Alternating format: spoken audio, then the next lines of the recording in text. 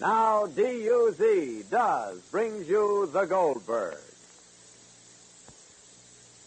You? Is anybody?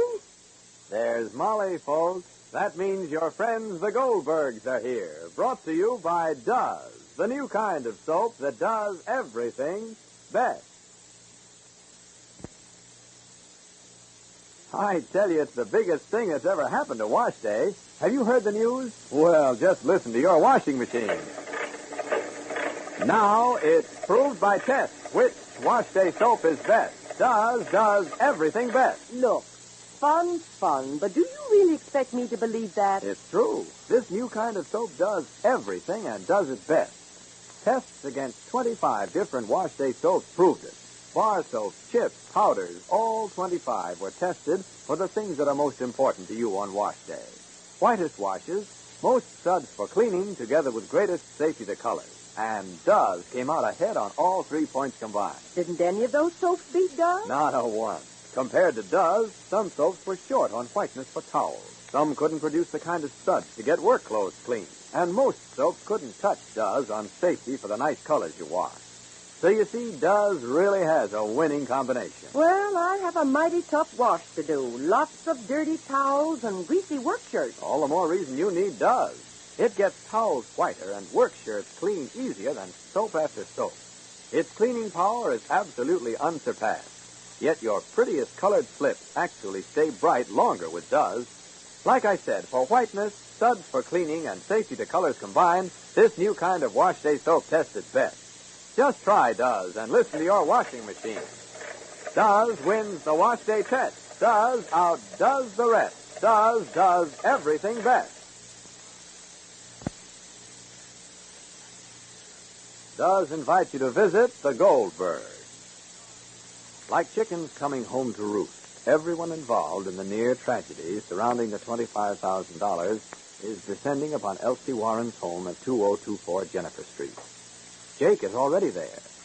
Jake, ironically enough, had also been confined to the Hillcrest rest home, and on the very day Molly was admitted, Jake was discharged.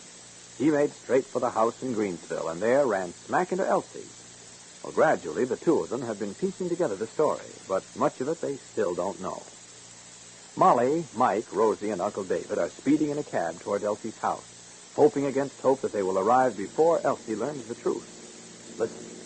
Mike, will you just sit back and relax? I thought I was the nervous one. Mike, please. I'm okay. I'm all right. Just that guy Joe Ellis I'm thinking about. Oh, he ain't the smartest guy in the world, and unless I tip him off and tell him not to say anything to Elsie, he's liable to spill everything. And where will I be? Out in the cold. Believe me, Mrs. Goldberg. Well, we'll be there soon. We'll be to 202 for Jennifer Street. And what will be will have to be, Mike. Oh, you wouldn't say that, Mrs. Goldberg, if you knew how much Elsie means to me. Love hits a guy at my age pretty hard. I never was the romantic type. Spent most of my life trying to get rich quick. A fine way to waste your life, huh? Life's for living. I know that now. I don't want to postpone it anymore if I can help it. You wouldn't. Let us only find out about Mr. Goldberg. Hey, buddy. Will you stop the cab a minute? I want a phone. Again, Mike? Yes, maybe Joe's there now. I just want to tip him off. I want to be sure he won't talk until I see Elsie first. But it wouldn't be better if we went directly. Let us go directly. Better. Won't you please sit down and have something to eat? Thank you. Thank you very much, Mrs. Warren. You can sit right there, please. I'll just have a cup of coffee, thank you. Is that all? Yes, thank you. I'm too upset to eat at the moment, thank you. I know exactly how you feel. And I know how you feel, Mrs. Warren. I'm not going to believe any of these stories about my daughter. Not until I have proof. That's because you're a mother. To a mother, a child can do no wrong. I'm a father, not a mother. And if anybody came to me black and white with proof, could I believe any wrong about my children? I couldn't, and you can. No, I can't, Mr. Goldberg. I'll take a little sugar, please. Oh, I'm very sorry you didn't ask Mr. Mike Hilton about Mrs. Goldberg. I didn't want to ask too many questions. I don't want him to suspect that I know what's been going on. Won't you take a piece of cake? No, thank you. You're a very lucky woman, Mrs. Warren, that all this was nibbled in the bud. before you came too involved with Mr. Hilton. And to tell you the truth, Mr. Goldberg, I was becoming awful fond of him. He seemed so kind. Kindness can be a mighty weapon. And you can do more for people in the world when you lift your hand out of plain, ordinary kindness than when you do anything because of love. When kindness don't wear a mask, a false face, which evidently Mike Hilton no doubt did. There's a cab stopping in front of the house. Is that the gentleman? Is that Mike Hilton? No. Who is that? Oh, that must be his friend, Joe Ellis. Not a very pleasant-looking man, Mrs. Warren. What do you think? I think we've got to be awful careful. Yeah, I think maybe it would be better if you didn't introduce me as Mr. Goldberg. Oh, yes. I'll just say you're a neighbor and you dropped in. Yes, just say I dropped in, and what's my name? Well, how is Mr. Jackson? Mr. Jackson? Yes, Oh. I'm in the lumber business. All right, in the lumber business. I'm speaking to you about building a new porch after the war. Yes, and I'll have to give you an estimate. Yes. We'll just let him talk and see what we can find out. All right, that's it. Don't be nervous. Don't be nervous, Mrs. Byron. I'm here right beside you. Don't be nervous. Don't be nervous. Who is it? Oh, well, what do you know? Company, huh? How do you do? Chum. I'm Elsie Warren. Yeah, Mike's been telling me a whole lot about you, Mrs. Warren. Oh, has he? Well, then I take it you're his friend, Joe Ellis. That's right. And this is Miss Jackson, a neighbor and a friend. Yeah, lumber business. I'm here discussing the possibility of a porch for Mrs. Warren at the end of the war. Oh, won't you sit down? What did you say the name was? Jackson. Mr. Jackson. Sit down. Ellis. You're going in for alterations, huh? Well, it's Mike's idea. Yeah, he's got big ideas, Mike has. Well, we want the house comfortable.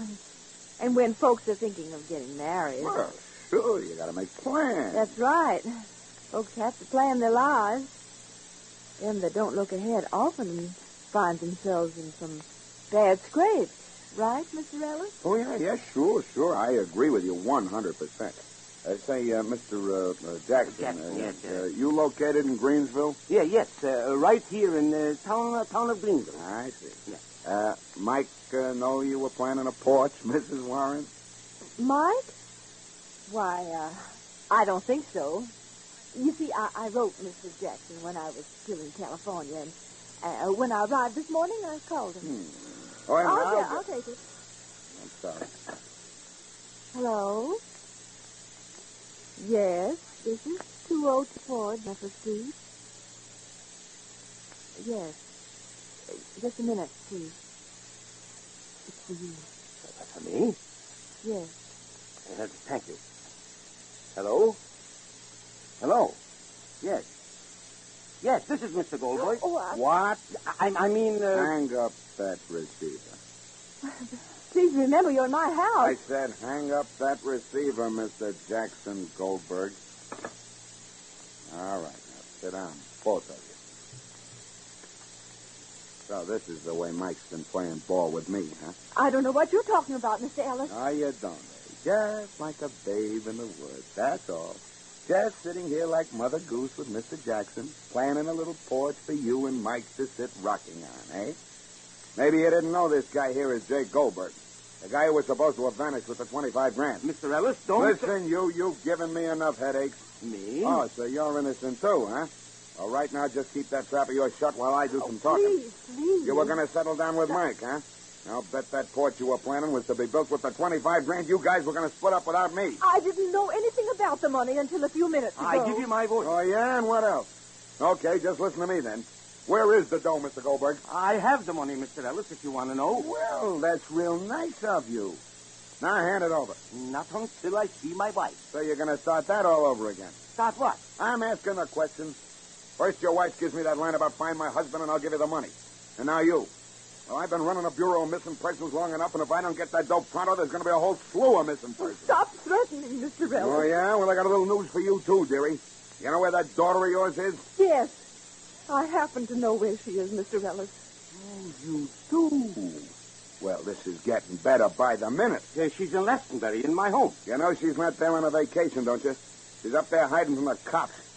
But this can't be news to you, Mrs. Warren, from the looks of things around here. Oh, Please, Mrs. Warren. Now, go on. If you did a little crying over that daughter of yours before she stole the 25 grand. it's not true. It ain't, huh? Then what's she doing in Glastonbury hiding out? And Mrs. Goldberg, where is she? In the nut house, Pop. That's where. Huh? Yeah, huh. And I got an idea you're all tied up in this, too, see? You, Mr. Goldberg, you're supposed to be dead. Me? Dead? Sure, that's what your wife said. Mrs. Goldberg thought I was... But here you be, and you, Mrs. Warren. Mike kept saying you were innocent. But now I find the innocent one with the guy who's supposed to be dead, and both of you sitting calmly on the 25 grand. Hands off. I'll take it. Hello? Hello. That's you, Joe? Yeah, Mike? Gee, I'm glad I got to you in time. Look, Joe, Elsie's home. That's right. So don't say anything till I get there, will you? Sure, Mike. Anything for a pal. Hurry home. I'll wait. Wise guy. Well, Joe Ellis seems to be back in form. And remembering the punishment Molly took from him a while back, we can only guess at the treatment ahead for Jake and Elsie. You know, it's interesting how differently people react to things. Yesterday, I was telling some ladies the big news about Duz. I explained that in tests against 25 different wash day soaps, this new kind of soap not only does everything best in your wash, it does everything best in your dishpan, too. One lady remarked, Ridiculous. No soap could do all that. but another lady said, I knew none of them could beat Duz. That's my soap. well, it's true. Only Duz gives you this amazing combination for dishes. Suds that stand up till the last dish is done, faster suds for cutting grease, along with greater kindness to hands. None of those soaps could match all Duz does. I've said that right along. Oh, good for you. You know, Duz gives you more suds faster than soap after soap. Suds that really last, so you don't have to keep adding soap. Duz gets going on grease quicker, too. Yet Duz is kinder to your hands. Why, this new kind of soap leaves hands beautifully smooth. Yes, in the dishpan, too. Duz does everything and does it best. Be sure to listen to the next episode of The Goldbergs, written for you by Gertrude Berg and brought to you by DUZ, Duz. Events at Elsie's house are taking on whirlwind speed, and everyone is pulled in. This is Clayton Collier saying good day for the makers of Duz, the soap that does everything best. Keep saving used kitchen fat. Strain it into a clean can. Take it to your butcher. Make fat fight on till Tokyo surrenders.